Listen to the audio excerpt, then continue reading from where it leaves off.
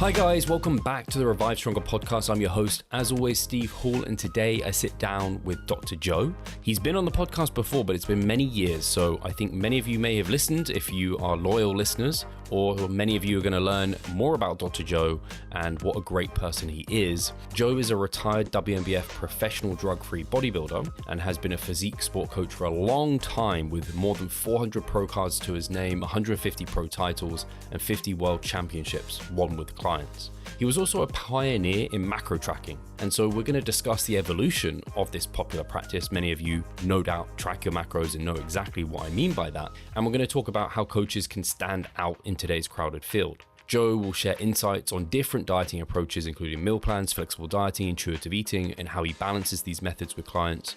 We dive into the paradox of macro tracking and disordered eating, examining the research that shows both the benefits and potential pitfalls of this approach. Joe explains how to go beyond flexible dieting for sustainable results and the key differences between competition prep and off-season and also Gen Pop clients and just individual difference in general. Joe addresses common concerns about macro tracking being stressful or obsessive and highlights the importance of flexible dieting for long-term success. He shares his thoughts on the common denominators among those who successfully lose weight and keep it off, recent research that has influenced his practice, and the nuances of some various peak week strategies. We then finally finish on exploring the resurgence of natural bodybuilding and the impact of the enhanced federations coming into the natural scene and what that might mean. So guys, as a reminder, as you know, hopefully, Revive Stronger, we are an online coaching service. That's what we do day in, day out. We work with clients, helping them gain muscle, lose fat, take the bodybuilding stage, take photo shoots, get ready for weddings, or just feel and look better. We also like to educate our clients along the way. We have a very holistic method, and we also like to have great communication with our clients. And so we coach in a very specific way so that they feel very involved. If you're interested in our online coaching, then you can definitely check it out. It's always linked in the description. But without further ado, let's get into the chat with Dr. Joe.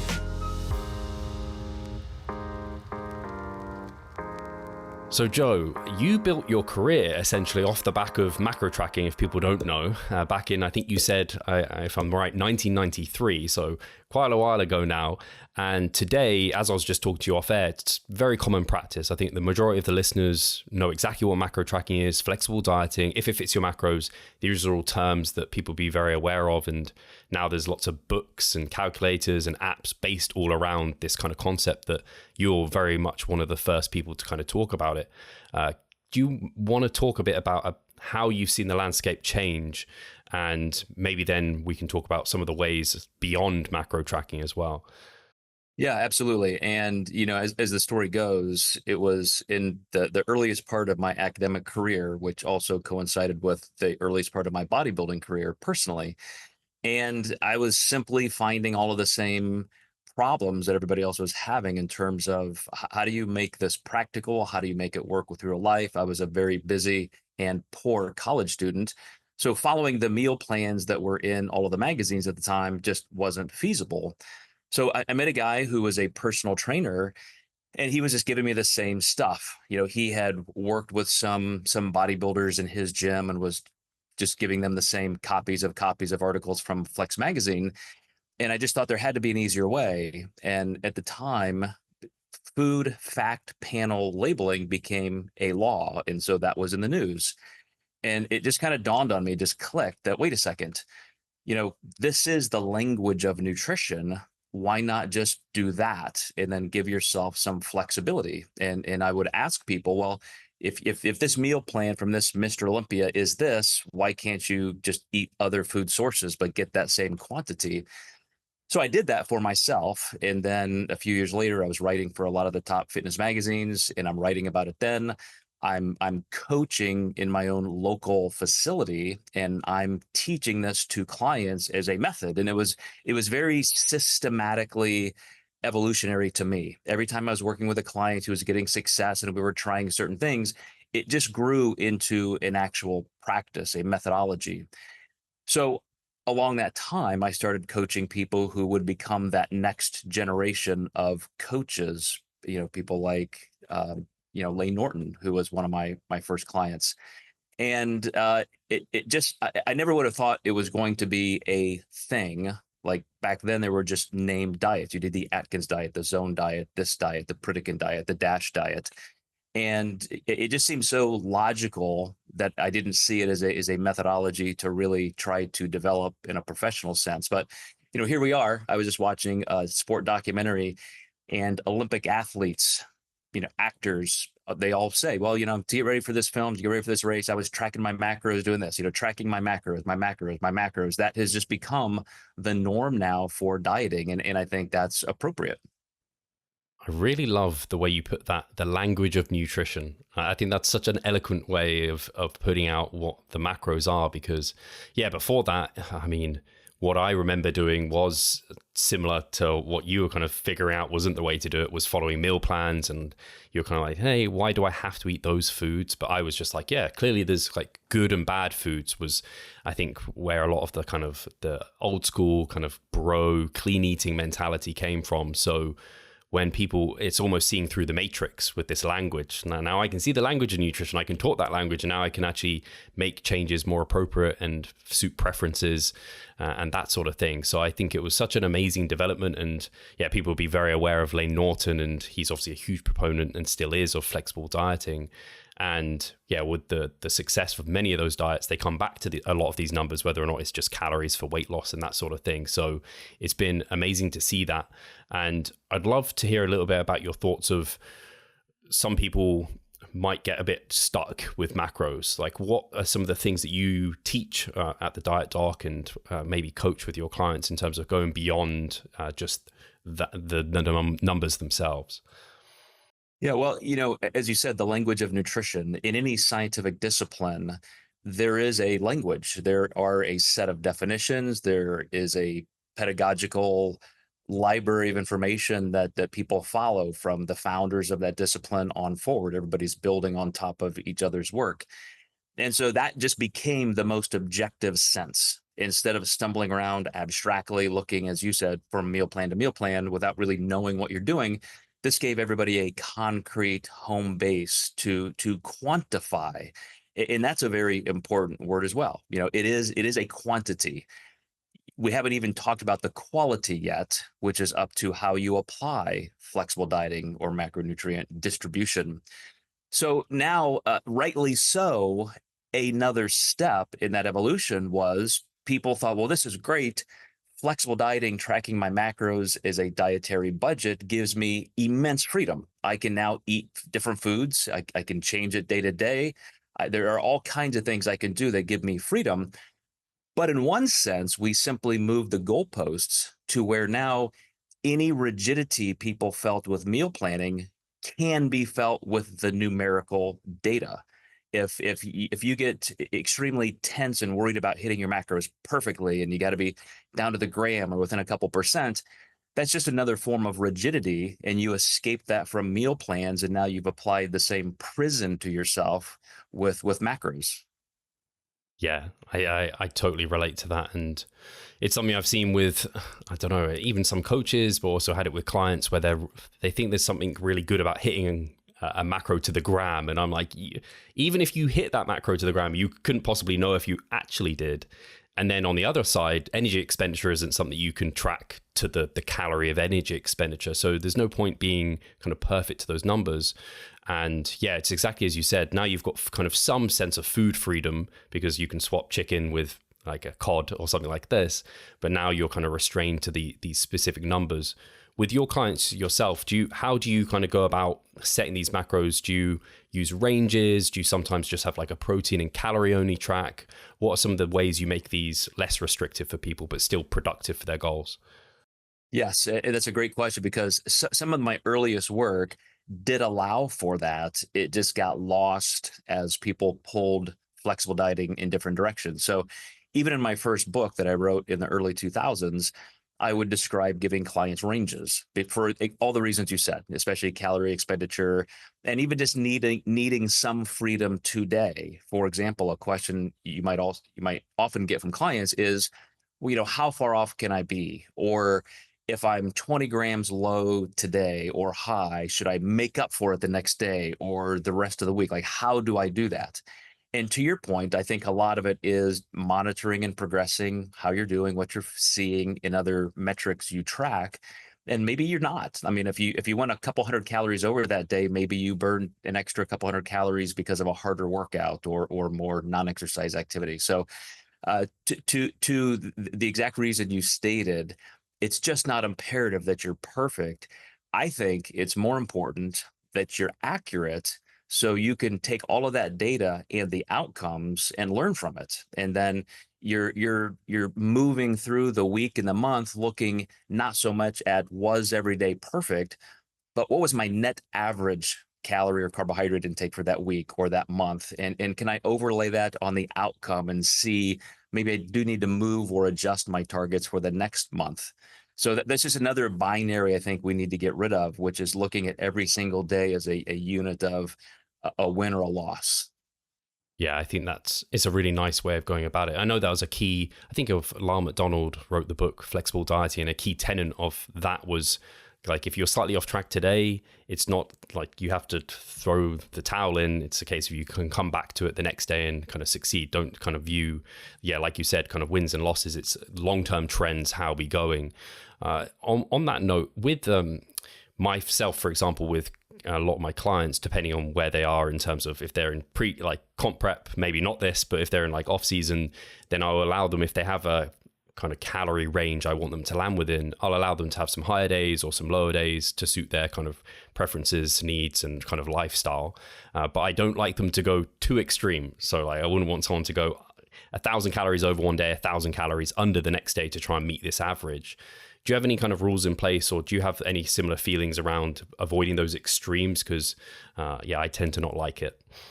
Yeah, and physiologically, it doesn't serve you. And so, as you said, one extreme in one direction, maybe that was a one-off, and you just need to count it up to life, and that'll happen once in a while. Just factor that in, and then again, plot it, learn from it, see what happened. But I'll give you two examples. This week, I have two clients in the off season, and one wanted, as you said, to work on a couple lower days because she was getting ready for a vacation. Another client is coming out of a prep, and we're moving upward with our food intake gradually. And so I did exactly what you said with the female client who was eating around 300 grams of carbs a day, maybe 50 grams of fat. She was interested. Okay, I'm going to drop 2 or 3 pounds in the next week or so, just to kind of get, into that carb or glycogen depletion level. So I'm just a little bit tighter. Obviously, I'm not going to lose a lot of body fat, but just want to feel my best, make sure I've got some margin for error for this trip. So we simply moved from 300 grams of carbs to 250 for a day or two. And then she got a 200 day, once or twice, and then went on the vacation and came back 3 or 4 pounds lighter, even from that vacation. Very surprised that just by preemptively making just a 20 to 30% shift, not in total calories, but just in carbs. And she was able to, go with more confidence on that trip, feel her best, enjoy the vacation, and come back in even better condition. And similarly with a client of mine that is in the off season, and we're just working on, I think you said this, kind of an untracked meal. Here's your baseline food intake. We've increased that incrementally. We're now about 10 pounds over contest weight, which is a good base. You feel safe. You're out of that, really acute deficit. And now it's going to take time for your body to recover. No matter what we do, you've been in a deficit long enough. It's going to take a couple more months. Let's just stabilize here, see how you do, see how you feel. And so similar to what you said, we just added an untracked meal on top of that incrementally higher baseline. And now we'll start adding different layers of flexibility, because I never want an off season to feel as hyper vigilant as prep. This is a chance for you to relax in a lot of different ways, and we just don't have to be that specific all the time.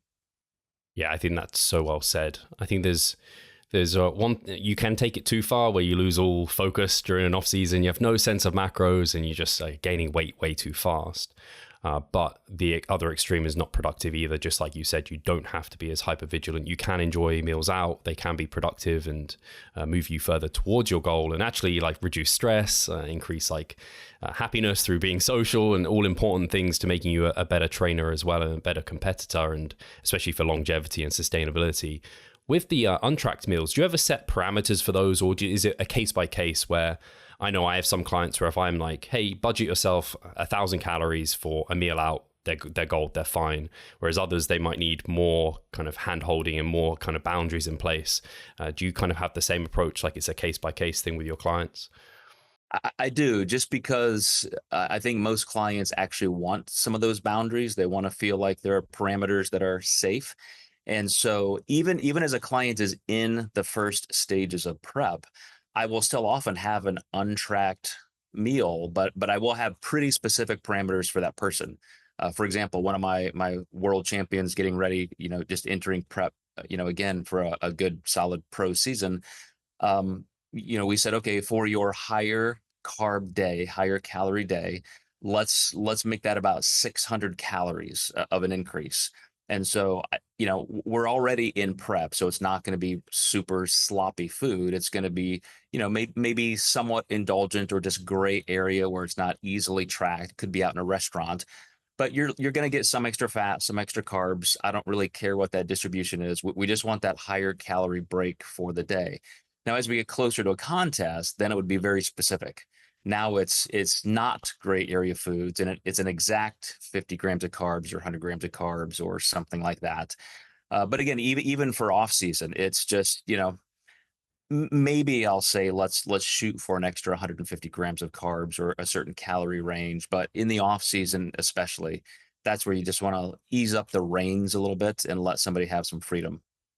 Yeah, very well said. And I think a lot of people, once they've started tracking macros and they understand kind of foods, they get a semblance of what an appropriate meal out is. It's not, and if you're using flexible dieting, I think one of the major benefits of it is that you don't have this very, I'm restricted, I can't eat this food and what have you. It's a case of I can have it, maybe not in the quantities I want, but after this contest season, I know I can start introducing and having more. So you're not this kind of restrictive and kind of this binge eating behavior, I think, is more likely when you have like strict meal plans, strict numbers, and then you have this cheat meal. A free meal, untracked meal sounds very different to a cheat meal. So it's not that sense of, oh yeah, Joe just lets his clients go out and go and eat whatever they like. It's that's not what you're doing. Right. Yeah. We talked about that as a staff a long time ago, and some of those psychological phrasings can really have some impact. And I have almost a dichotomous binary career, even in the same industry, in that as a health scientist, I have just as many general population clients as I do competitive clients. And we certainly want to, with somebody who's not in physique sport, anchor them into habits that they can carry with them for life. This is not losing 20 kilograms and then gaining it back, that kind of thing. It's who are you going to become? Who do you want to be in terms of your health, your aesthetics, your functionality? And so that's when especially some of those practices and even phrasing, really comes into play.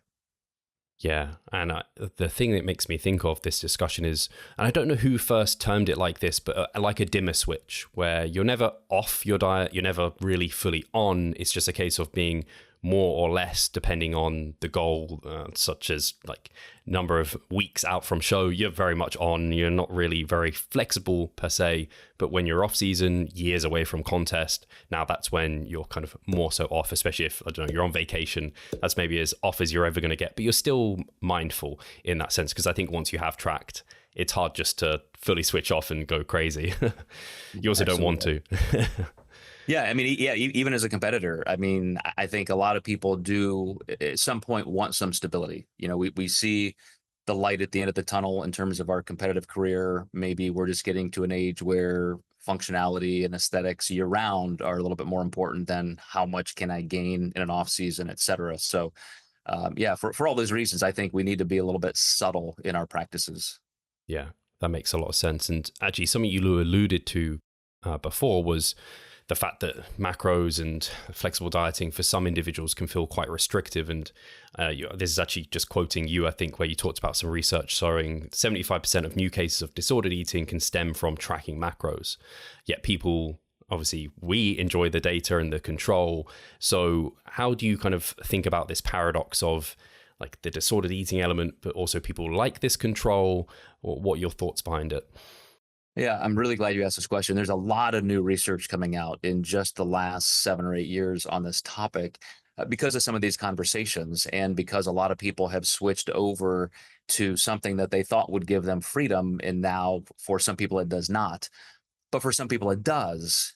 And it seems like in the research now, as early as it is, whatever temperament you have going in, it's going to magnify that. So if you are somebody who's hyper rigid, you're a black and white thinker, and everything is a win or a loss, then tracking macros is just going to be one more game for you to play as a win or a loss. If you're going in looking for help, you're looking for support and a way to more freedom, then you'll find it. And so the research definitely does show that some cases of disordered eating and distorted eating does get exacerbated from giving somebody this kind of rigid focus. And those are people who probably need to work on their relationship with food, their personal psychology in terms of health first, before they do that. And that's where this needs to be thought of really as developmentally, as much as just some of the hard concepts. But then for other people, it really does the opposite. People who have recovered from disordered eating report that it was tracking, it was accuracy, was having some tethering to the objective that helped them find their way out of disordered eating. Yeah, it's very interesting because I wonder how many people are attracted to the control element from their disordered eating, but actually you could look at that as negative, or you could see it as positive, where it's giving that person now a better way of, I guess, dealing with their disordered eating habits. Exactly. I've had that conversation with a lot of people, in the fact that this sport does attract people who are already struggling. It's not everybody. Some people do it for the pure competition, the joy of training and movement, and just having a reason, some intrinsic motivation combined with some external motivation to keep striving for improvement. Like, there are all those reasons. And then some people do it because it's one more last desperate attempt to gain control. And they just may not find it, just like they haven't yet. And I think, at least in my experience, Joe, you mentioned the kind of working on a relationship with food. So the people who maybe are finding the macros restrictive, but they want to use it as a tool, I think you're probably similar to me, where you just slowly layer on elements of flexibility for them. So where they're hitting them to the gram, you just slowly give them 10, 20 gram ranges to land within. And then maybe you start removing, let's just focus on protein and calories. Let's introduce one untracked dinner that you make at home with like wholesome, minimally processed food that you know is going to be very productive, those sort of things. And I think it's when people are either, like you said, they're either on or off, like they're 100% tracking and they're to the dot. It's like, no, we can pull this back and slowly build it into being a skill set. Like, you learn the language and now it's a skill set that you can speak across the world and track them everywhere, but like in a mindful sense. Yeah, and it's really heartening to see that in a collective consciousness sense, even coaches are moving in that direction, probably because people like you are bringing it to the forefront. But for example, in our National Academy of Metabolic Science, where we certify nutrition coaches, it's incredibly practical as a course, and we teach nutrition coaches and fitness professionals how to coach. It's not just a lot of abstract science and research. It's, when you graduate, you can sit down with a client and be successful. And one of the things I go through are some obstacle type scenarios. If a client isn't losing weight fast enough, if a client is feeling like they're leaning into distorted or disordered eating, or if they're not feeling well, they're hypoglycemic, I give these scenarios, what would you do as a coach? And some coaches still go right to the macros. I would cut carbs, I would increase carbs, I would do this, I would do that. But what we teach and what more people are doing is talking about the qualitative aspects. I would talk to them about their consistency. I would look at their individual food sources. I would look at their meal timing day to day. I would talk about sleep and stress. I would, address or look at activity, both intentional and non-intentional. And those are the kind of things we need to more completely look at, as a client, a whole person, than just numerically, macros, macros, macros. That makes so much sense. And that course sounds really good, because I completely agree. I think a lot of people, because macros are numbers, and then they just view clients' kind of weight as another calculation. It's just like, yeah, subtract this and add this, and yeah, it will just work. But we're not robots. We're all different and have different personalities, and tick very differently too. So I think those kind of more qualitative aspects would help tremendously. Something else you mentioned that I thought was really interesting was this meta-analysis of 525 studies on non-tracking diet interventions that led to zero weight loss, whilst tracking has shown to be a key habit of successful weight loss maintainers. So I just thought that was, I think that's relatively new. I haven't heard many people speaking about it, but I'd love to hear more of your thoughts on that. Yeah, a lot of my interest in this stems from the backlash we've seen in recent years, where intuitive eating was positioned as the antithetic antidote to tracking macros, where if you weren't having success or didn't like the rigidity or formality of tracking macros, just come over here to my camp and do intuitive habit-based eating. And so there's no tracking. And even some national, international food companies use this as a tagline, stop tracking calories, stop weighing and measuring your food and being obsessive. Just, quote, buy our food, which is another form of rigidity, right? Impracticality. But this is gaining a foothold. A lot of people think this is the answer because to a subset population, it is. We talked about that, where some people should not be this deep into the weeds of tracking and weighing and measuring food. But to say that this is a legitimate approach as just another option, I think is clearly wrong for those people who really need to be concerned about their health and want to see improvement. So to those people who are anti-tracking, which to me means you're just anti-objectivity, you're anti-accuracy, you're anti-knowing the truth. You just want to put your fingers in your ears and say, la, la, la, la, la, I don't want to know. And so instead of looking at it as that dichotomous, consider the fact that for people who did have a goal of losing weight, it just simply doesn't work to not have that level of objectivity as shown by that meta-analysis. Now, if you want to start somebody, and you mentioned this a few minutes ago, way down the road with 2 or 3 steps before you ever get to tracking, then that's perfectly fine. And I'll give you an example. Some of my friends who also spoke at the Sport Nutrition Association annual conference in Australia this year, that's what they focus on is habit-based coaching.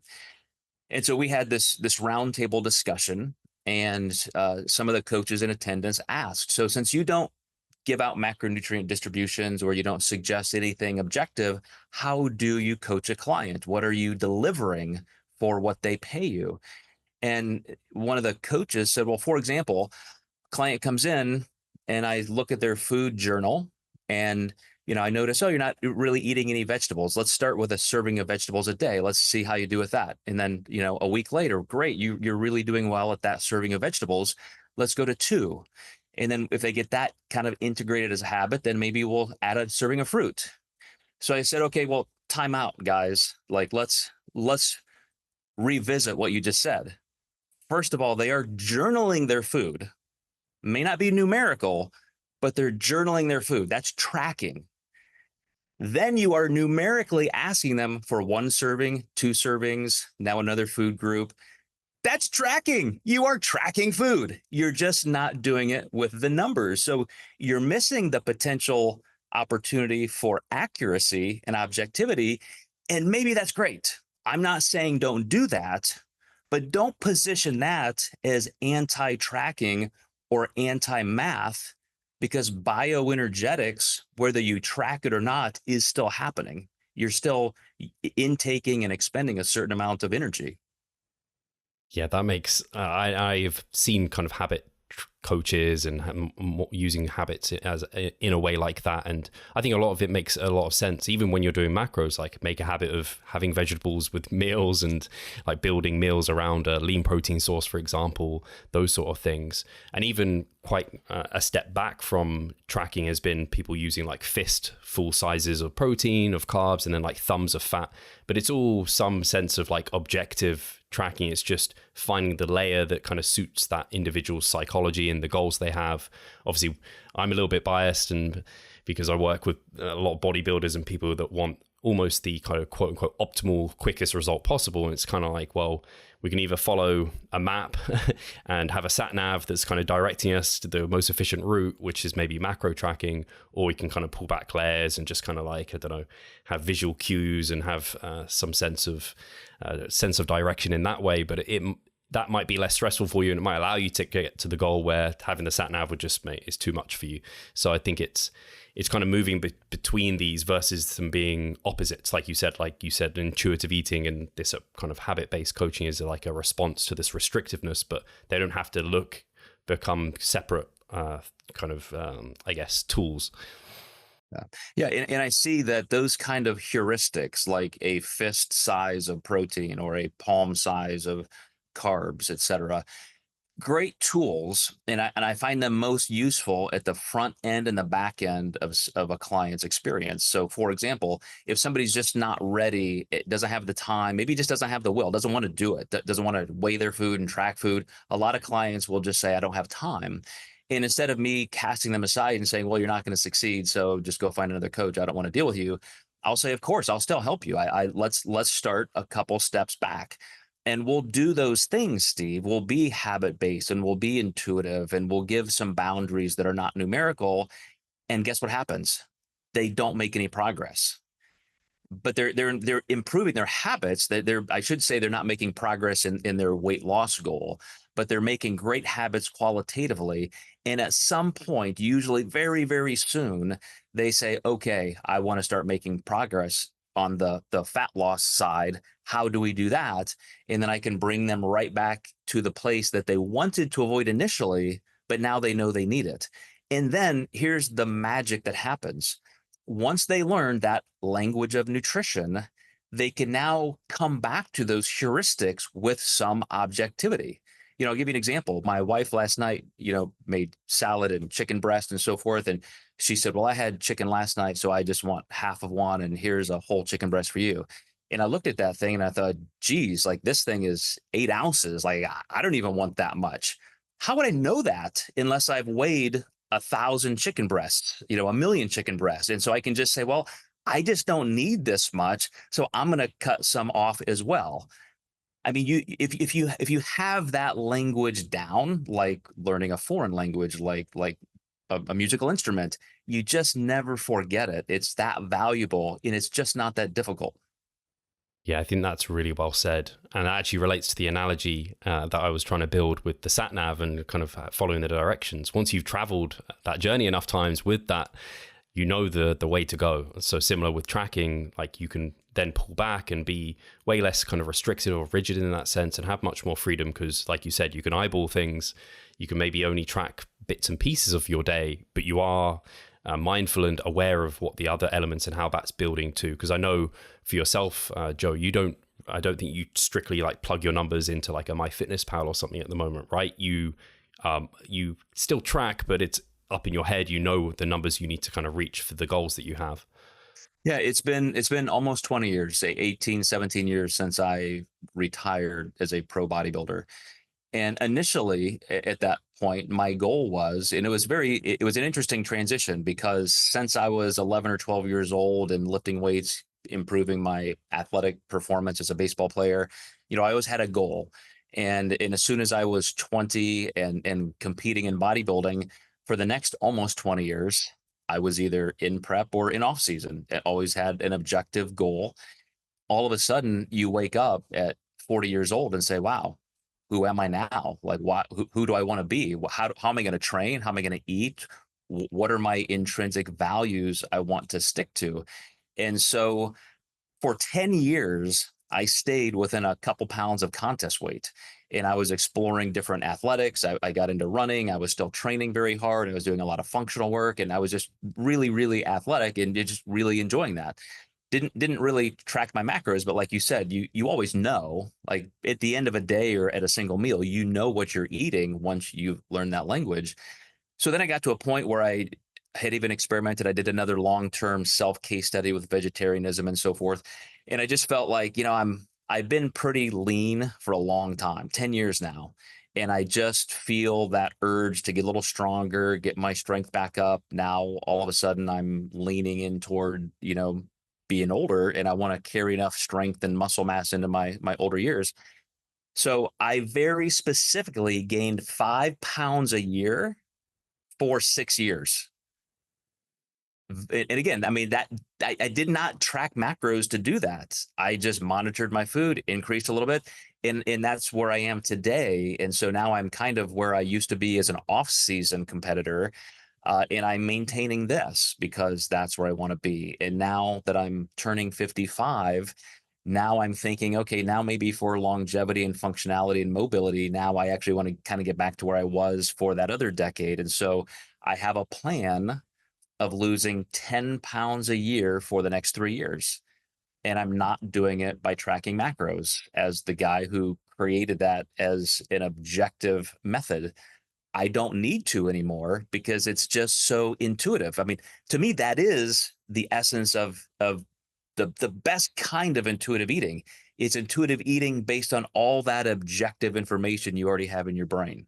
Do you not see the progress you would like? Are you sick of writing your own programs? Or perhaps you need some accountability in order to stick with a plan? Then it's time to start working with us. We at Revive Stronger offer a truly personalized coaching service. You'll get more than just an email with some macros or random cookie cutter program. With Revive Stronger, you will be the center of our attention. You will receive your own fully individualized training protocol alongside a customized nutritional strategy. We created the coaching around your needs, wants, personal preferences, and your own unique lifestyle. Every single week, we delve into your program in order to make appropriate adjustments so that we get the most out of your time and the best possible outcome. We help both female and male athletes to seriously change their body composition by adding more muscle mass and decreasing fat tissue. No matter if you're a competitive bodybuilder or just want to look better, if you need help with your progress and taking your physique to the next level, our coaching is for you. It's time to make a change. Sign up today and let's revive stronger. Yeah, that's great to hear, and I think it gives people who are just getting into it now, I guess, not hope, but it gives them a sense of, oh, where will I be in future? Do I have to track forever? And it's like, well, no, there'll be a time when you're like, I'm a competitor and I want to kind of turn pro if I can. And so I know this is the best tool, and being that precise with my macros and what have you is, for my goal at hand, important. But when I'm, I don't know, 10, 20 years down the line, how important is that going to be? Probably much less, but I can still use all the knowledge that I've gained and the learning that language, that it's not something I'm suddenly just going to throw everything off the table and eat completely differently. I'll have a lot of those habits in place now that will allow me to kind of move wherever I want with my body weight and my body composition. That's the thing I loved about macros initially, was I felt very out of control of being able to put weight on, take weight off, and gain muscle and lose fat. And then when I kind of saw, it was like seeing through the matrix when I found out about macro tracking. I was like, oh, this all makes sense. And now I can use those to kind of navigate things. And the stress relief was massive for me because I was, again, bouncing between diets, not sure what to do in that sense. So I think it's something that's very valuable, but it has to be placed in the right way. And sometimes a coach might be necessary for someone to use it properly. And I think you'd probably agree, Joe, it's not something you get down immediately. Like, someone just starting now isn't going to be able to do what you're doing, but they might expect it. But it takes a while. I imagine for yourself, even, it took a while for you to feel confident and able to like not have to worry about logging into a certain fitness app or what have you. Yeah, you definitely get a lot of experience just by going through the process several times. Even one time, you can't imagine how much you're going to know 3 months later because of all the experiences you had, vacations, trips, holidays, times when you needed to adjust your food intake a little bit because of where your body is going. But you asked me that question so perfectly, and I want to come back to it for just a second because I don't want to mislead people with my own behavior today. You said, Joe, I don't think you plug your numbers into an app or anything. That's an important distinction because, of course, I numerically can audit my macros anytime I want. All I need to do is think, okay, what did I eat today for breakfast? This snack, blah, blah, blah. Okay, I've had about 130 grams of protein, 150. Like, it just doesn't go away. It's just so automatic that without thinking of it, within seconds, you can determine where you are in a day. And so you're right. I don't track them by putting them into a spreadsheet or an app, but they're always just right at the top of my consciousness if I want that information. Brilliantly said. And something I actually wanted to reflect on was, because I've seen this with clients, and you said some of the response to macro tracking and it being restrictive is this kind of ignorance is bliss sort of mentality. They just want to eat whatever they like. And I don't know, you've probably seen it where people are like, oh, macros don't count on your birthday or Christmas or whatever. And I'm like, it's the same as money. A budget is a really good way to think about it. If you're just spending frivolously, it doesn't matter if it's in a foreign currency, it's still your income, and it's still, you're going to carry that debt moving forward. Do you have ways of kind of trying to talk clients out of this? They're like, like it's too stressful, I just want to switch off. Do you have ways of like, for example, something I would do is they're like, oh, it's my anniversary with my wife, I just want to go and completely switch off, and maybe they're in prep or what have you, and I just want to eat freely. And I'm like, well, the event is the anniversary with your wife, and to be with her, you don't have to eat like tons of food and whatever you want on the menu to enjoy that time. So do you have any kind of strategies yourself?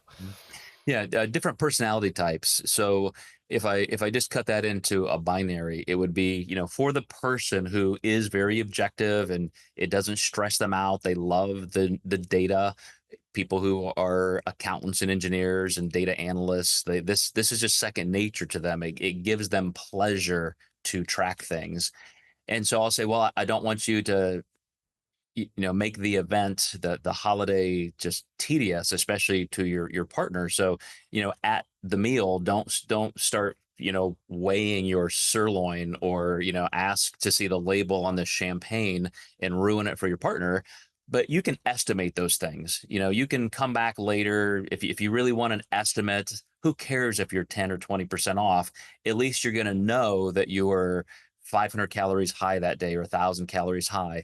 For those who just don't want to do that at all, they want a complete break, I would just tell them to, in the margin somewhere in a note, just put, anniversary, no tracking because it was my anniversary, or I was on this 2-week vacation, no tracking.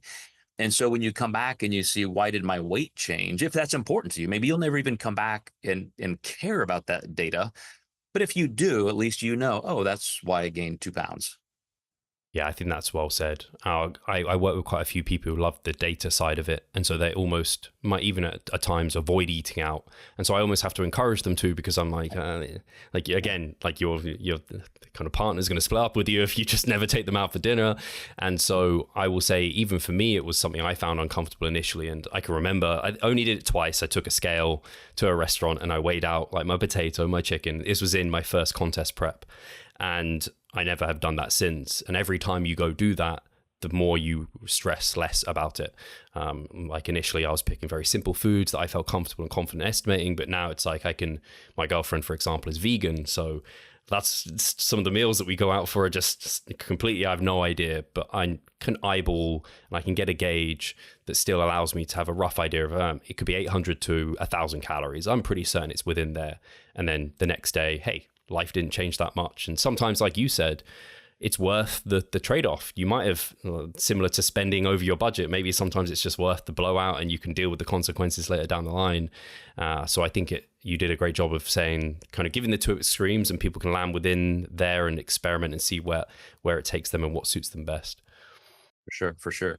It's important, I think, for people to understand, when you're doing this, we probably have goals, either spoken or unspoken. And so just like I described this phase of my life, this decade, and then the next 6 years, and now I'm already planning the next 3 years, and I don't have a competitive goal per se, but we all have something, under the surface. And I always love, as you have, coming back to financial parallels, using that as a metaphor of budgeting, since that's what we're talking about.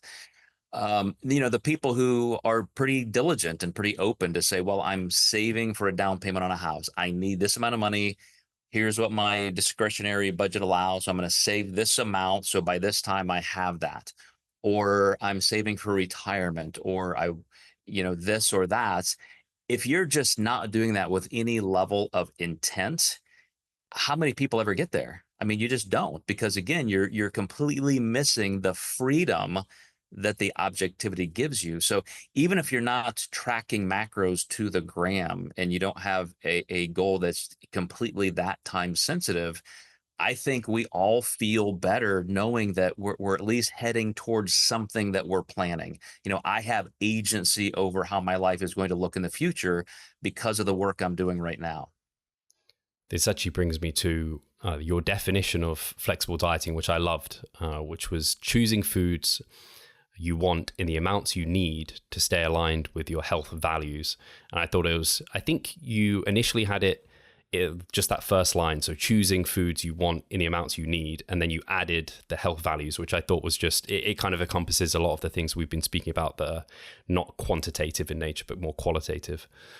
Yeah, exactly. Back in the day, 25, 30 years ago, when I was explaining this to clients who had never heard about it, and before the internet existed, before social media existed, and we could only pass on information to each other through magazine articles and books, I would talk about that as that form of food freedom. It's eating the foods you want in the amounts you need.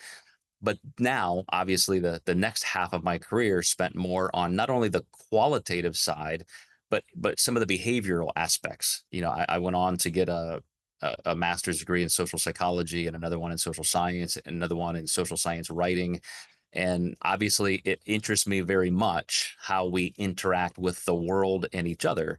So tracking macros, these personal goals for aesthetics or competition, again, very personal. That's me. That's personal psychology, personal behavior. How I interact with the rest of my environment is the social science side. And I would just say developmentally, that led me to that point. All of that focus on what I wanted to accomplish academically and for my own career.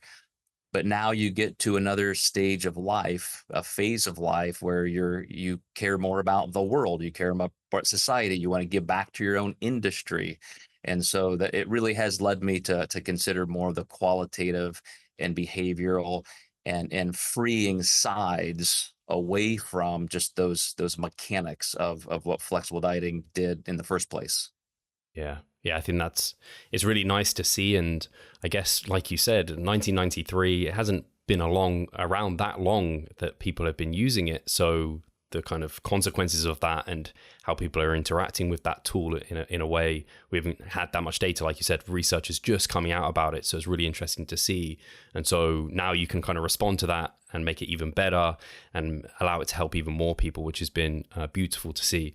Joe, I don't know if you have anything more on this specific topic. Otherwise, I'm going to completely flip the script for the rest of the podcast. So obviously, you mentioned you're a coach and you've competed and you're well known within the natural bodybuilding scene, I think, definitely with the listeners. And it's probably been a bit too long since I brought you on, but if people haven't listened to it, they should listen back to the podcast that I did with Joe, because it was fantastic on Peak Week. And I imagine you keep up to date with the latest literature that's coming out to some extent, and it's been quite a while. Is there anything over the last years that you've seen come out that's changed the way you kind of coach any of your competitors, whether or not even there's some, I don't know if you have read them, some kind of Peak Week studies even came out kind of talking about their approach to that. I don't know if any of that has influenced anything you've been doing with your own practice. I'd be interested to hear.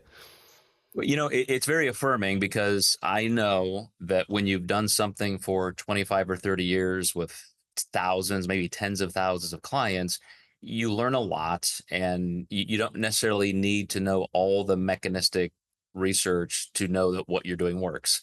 That said, as a scientist, I think that's an awful perspective to maintain. Like, you can anecdotally and through case study, you can learn certain things, but you can also be connecting the wrong dots and creating the wrong information, the wrong story.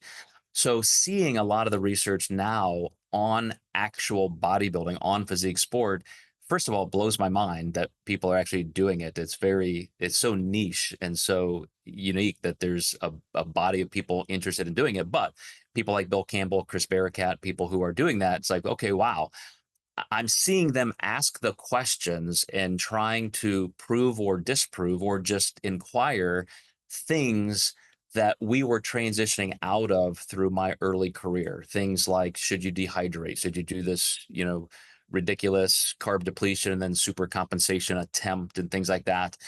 Is there such a thing, I heard them ask, as interstitial fluid that can be moderated by carbohydrate intake and minerals like sodium, potassium, and their osmolarity in the cells and all that. And so to see them researching these things to get actual data and see where those lines are, it is fantastic. It's amazing. It's confirming to see that all of those things that we quote know work actually do work, and we can see those metrics. But I will say, somebody like Eric Helms, who's a great friend of mine, as a research fellow, he's doing things in a pretty broad sense. His home base is physique sport, but he has graduate students that he's mentoring and advising in different areas. And I do see some incredible carryover in things we can all learn from. Even somebody like Schoenfeld doing what will become a classic meta-analysis on all of the training variables, frequency, load, et cetera. That is cited so often in our industry because it's literally become the Bible on training. But then you see other people now digging into that and saying, well, you can't really say that's true for this particular population. Or what about somebody who's a super advanced lifter versus a novice? And, some of those things that are addressed in a study like that, that becomes a rich platform for people to then come do more research on more nuanced topics. And that's what we're just at the forefront of with this kind of research in physique sport. And it's fantastic. I really, really love seeing it. I love the way that you put that at the start in terms of like you don't have to understand the mechanisms necessarily to know what's happening in front of you as a coach and a practitioner. And I think that's great in some ways. But like you said, as a scientist, you kind of want to know what's under the hood, because often I kind of straddle both a little bit, but I'm mainly a practitioner. So I'm kind of working with clients and we're seeing results. And I'm like, great, do I need to know the kind of what's under the hood and how all of that's working together? Not necessarily, but it's nice to have it when we can understand that more fully. So it's such as you've probably seen it with the research coming out on range of motion. It seems to be that lengthened position, which we all knew was important, but maybe just doing that lengthened position doesn't seem to be stretch mediated hypertrophy anymore. And it's kind of those sort of things that as a practitioner, it's like, well, the lengthened position is important. Let's load that. That's the thing to run away with. Don't get kind of caught up in the details, but it's nice to know underneath. You mentioned Chris Barakat and obviously the peak week study. Something I saw in there that was like the first time I'd seen it spoken about much was, and I'd be interested to know your thoughts, was intramuscular triglycerides and kind of fat loading protocols. Is that anything, I'm sure you've experimented to some extent with that sort of thing because you've been doing this for so long. Is there anything you use with your peak weeks? No, and I'll tell you why. It even comes down to just the timing of glycogen. So we know, for example, that to fully assimilate consumed carbohydrates into muscle glycogen can take up to 48 hours. So if you're looking at a contest prep final phase as a peak week, 7 days, some people 10, some people start looking at it at 14 or so.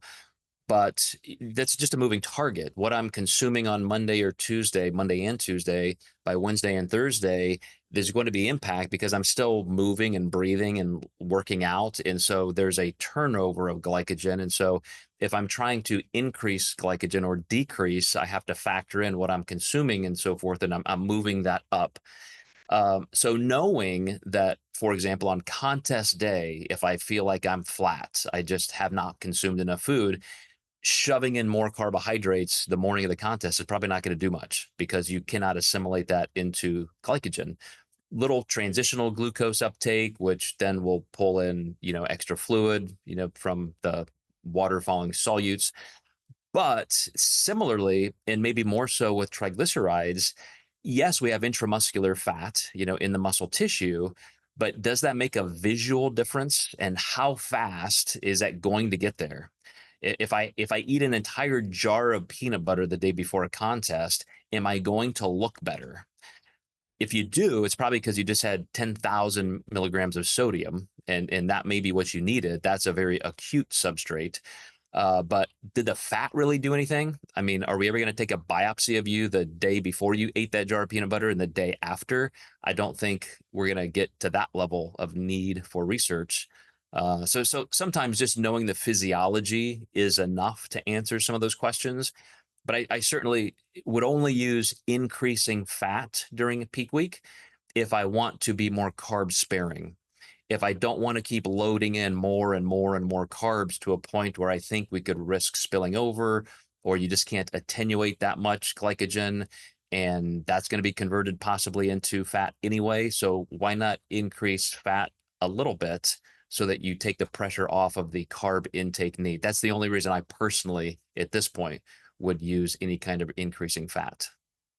That makes sense. Yeah, I remember reading some of your work, and you talked about if someone, you're kind of progressively increasing carbohydrates through a peak week, and sometimes their metabolism can just run away, and you're like, right, let's increase fats to kind of slow this down, which makes a lot of sense. And something that I think is brilliant that you said there was kind of on show day is not trying to kind of eat a ton of food if you're flat, like it's almost too late in terms of glycogen.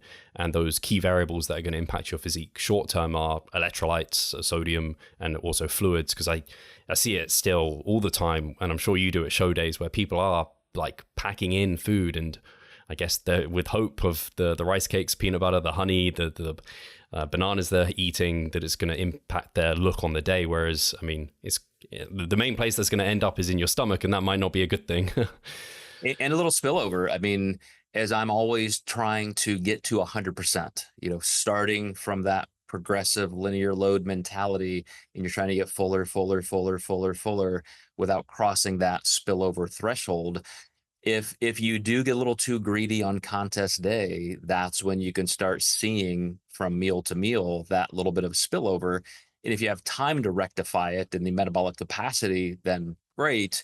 It's still risky, but some clients and some competitors I see who just push a little too far that way, instead of using more electrolytes, as you said, and water instead, that can leave them a little blurry. Yeah, it's something I've seen people, I don't know, checking their physique during the day, and maybe they send it to their coach, and the response is typically, I don't know, have a bigger meal, or like bring your food earlier. And I'm like, wow, they probably just need to hydrate, or maybe it's sodium that they need to increase. But yeah, for some reason, people really think that they kind of eat a food and it's immediately into the system. But we clearly know that it takes quite a long time, like you said, up to 48 hours to like fully get glycogen stored into the muscle. Yep. And then Joe, final thing.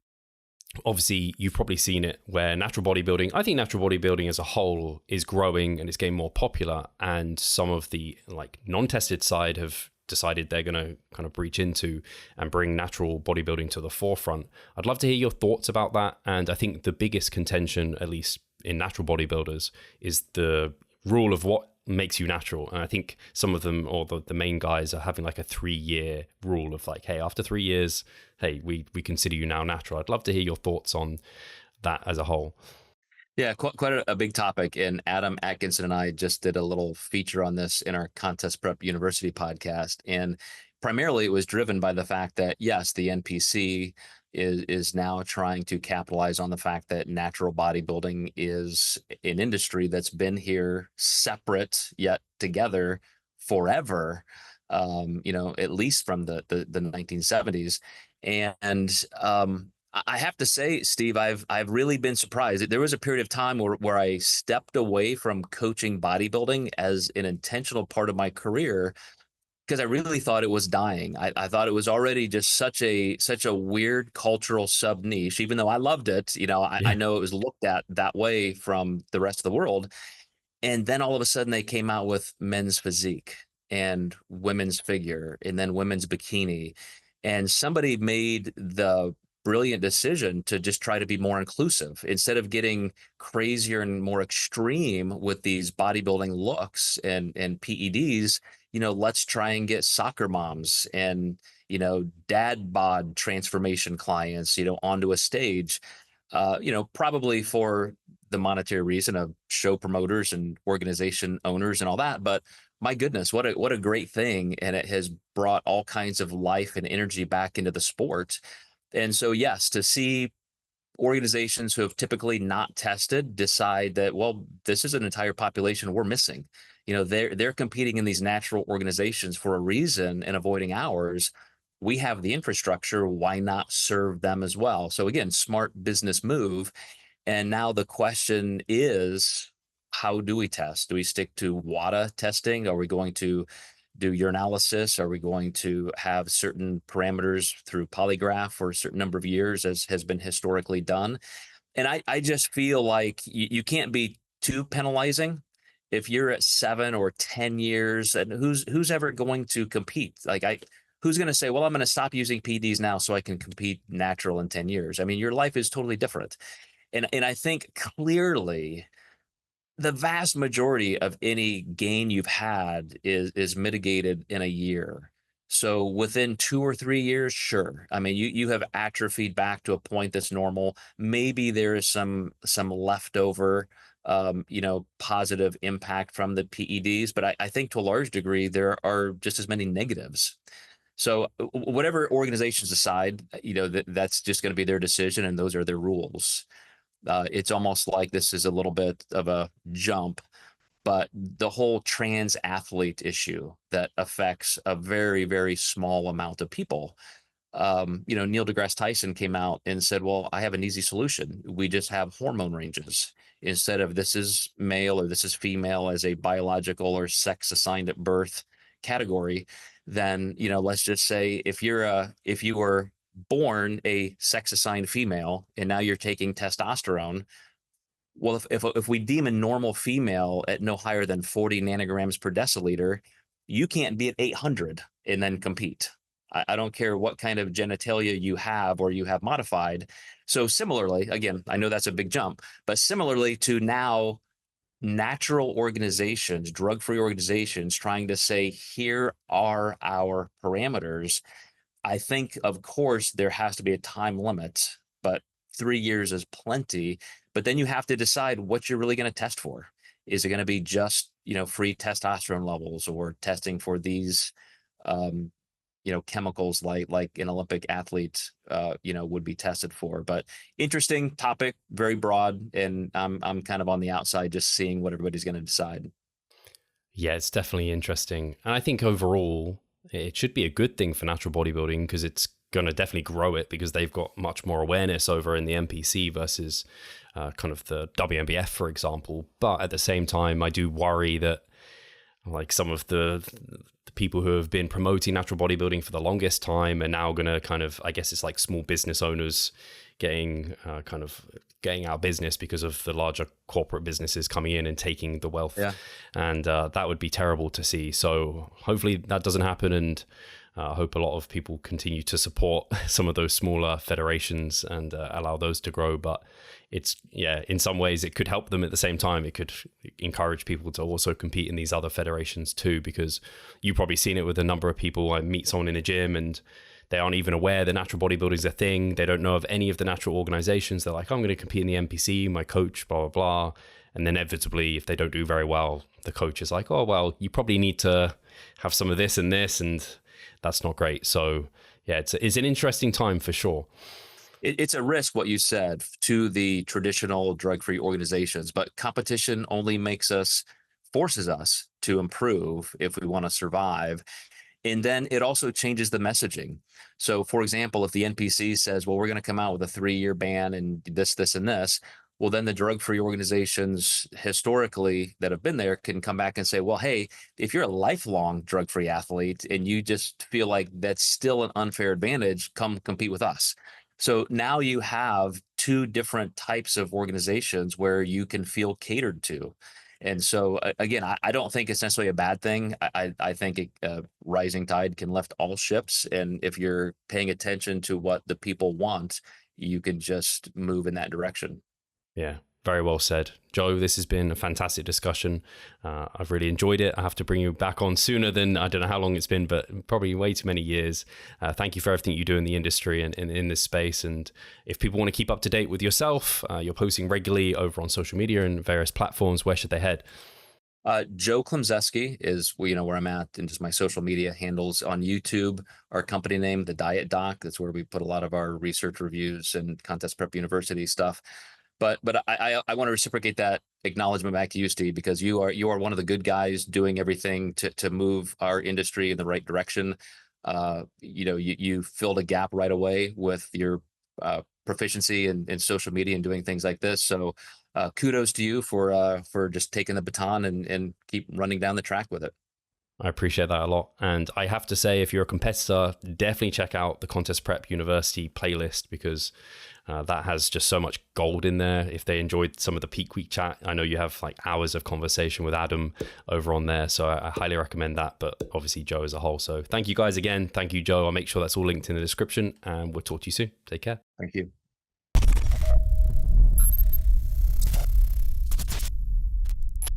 Losing weight fast while maintaining muscle mass. Sounds too good to be true, doesn't it? It isn't though. It's reality, and we know how to do it, and we will help you achieve this. The Minicut Movement is an 8-week fat loss program to make you lose a huge chunk of fat while maintaining muscle mass at the same time. We will support you from the beginning to the end so that you see the results you would like to and come out of it much stronger. You'll receive a fully automated spreadsheet that is based on your nutritional needs. You can choose between 6 different male and female training templates. Over 30 videos will guide you through each and every single step of the Minicut so that you're getting the most out of your journey and that you always know what to do. But the best thing is that you can start whenever you want. The Minicut Movement is open 24/7. So if you want to learn more or you're ready to sign up, hit the link in the description below. So let's revive stronger together.